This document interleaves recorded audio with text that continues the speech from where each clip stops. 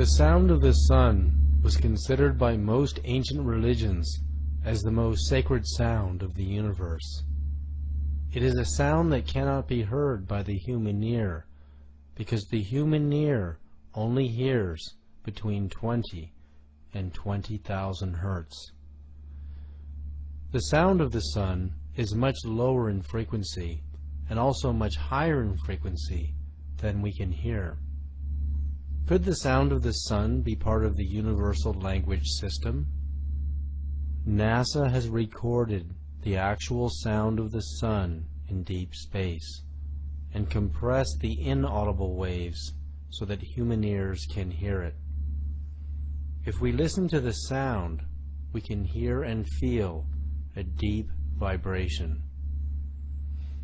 The sound of the sun recorded by NASA is precisely as the ancient Hindus had described it in the Vedas thousands of years ago. It is a mantra that can be intoned with human speech as Om.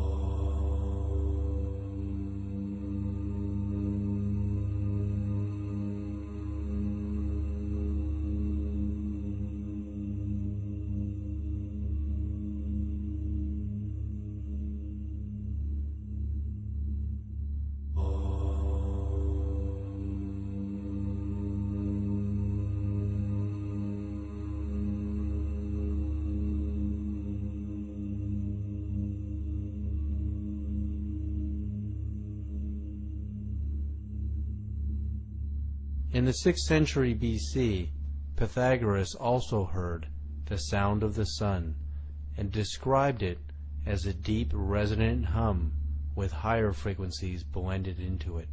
How did the ancient Hindus know this mantra if it could not be heard by the human ear?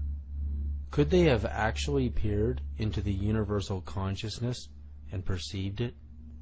As human language and the language of nature cannot travel faster than the speed of sound as a sound wave, language as information can travel at the speed of light and beyond by entangling itself on more subtle energies.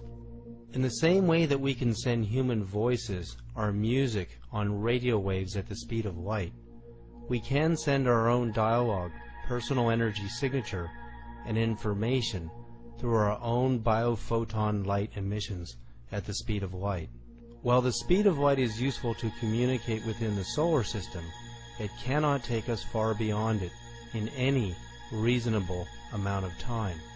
In this way, biophoton emissions are limited, while more subtle bioenergies are not. Dr. Tiller's discovery of the psychic force as subtle energies emanating from the human body of consciousness demonstrates how our personal information can travel on subtle energy frequencies at the speed of light squared, cubed, and beyond.